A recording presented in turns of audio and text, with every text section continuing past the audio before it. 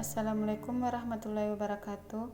Kami dari kelompok 1, gelombang 2 angkatan 6, peserta Latsar CPNS tahun 2022, PPSDM Provinsi Sulawesi Barat, beranggotakan 5 orang.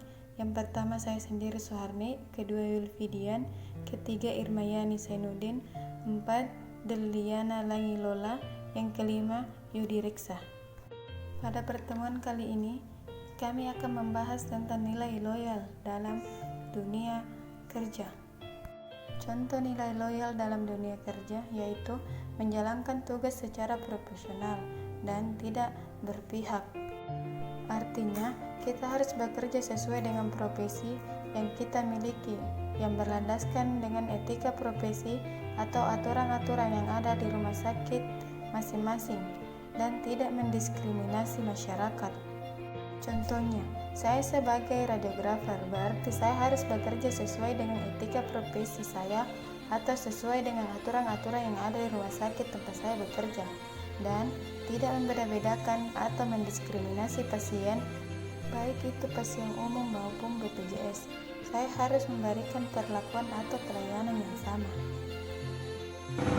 Assalamualaikum warahmatullahi wabarakatuh. Salam sejahtera untuk kita semua. Perkenalkan, nama saya Yulfidian. Hari ini atau pada kesempatan kali ini saya akan mencoba memaparkan bagaimana menciptakan lingkungan kerja yang non-diskriminatif.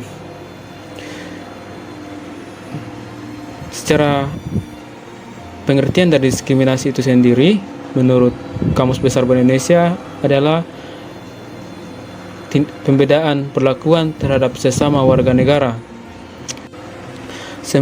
Sementara diskriminatif adalah tindakan atau perbuatan yang membeda-bedakan berbagai kelompok masyarakat dengan cenderung mengistimewakan kelompok di mana ia berada atau di mana ia menjadi anggotanya, serta membangun prasangka terhadap orang-orang berbeda dan menjadi kelompok yang lain. Kelompok masyarakat atau orang-orang yang sering mendapat diskriminasi itu didasarkan pada perbedaan ras, jenis kelamin, usia, agama atau kepercayaan, warna kulit, disabilitas, dan lain sebagainya. Sebagai ASN yang baik dalam melaksanakan tugas dan pekerjaan kita, tugas dan kewajiban, maka kita harus bisa menciptakan lingkungan yang non-diskriminatif, yaitu dengan cara menghargai setiap perbedaan. Yang kedua, tidak mementingkan kepentingan kelompok. Yang ketiga, menghargai setiap individu. Kita harus bisa memahami atau kita harus bisa mengerti bahwa setiap individu itu adalah ciptaan Tuhan yang memiliki nilai yang sama dengan diri kita sendiri. Yang terakhir adalah sikap saling tolong-menolong satu dengan yang lain.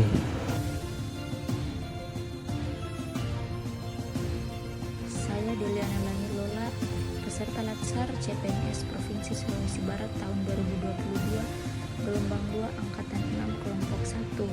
Seperti yang kita ketahui, loyalitas dalam core values ASN berakhlak merupakan suatu tindakan menunjukkan dukungan dan kepatuhan yang konstan kepada organisasi tempat bekerjanya.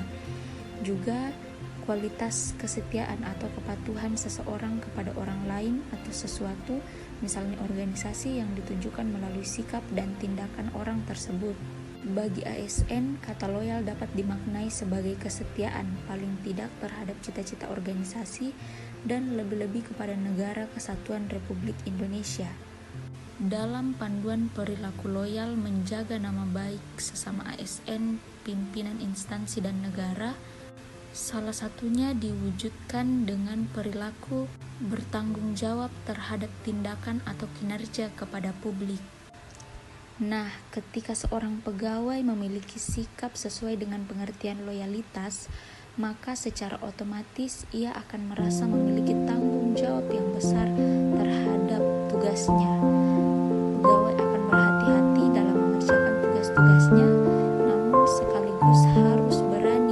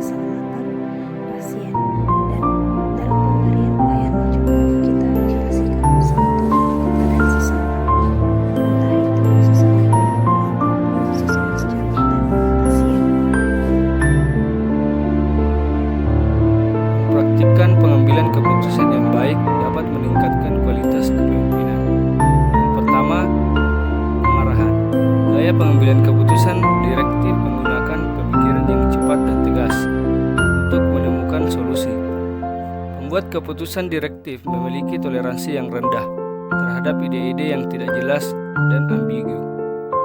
Mereka fokus pada tugas dan akan menggunakan pengetahuan dan penilaian mereka untuk sampai pada kesimpulan dan masukan selektif dari individu lain.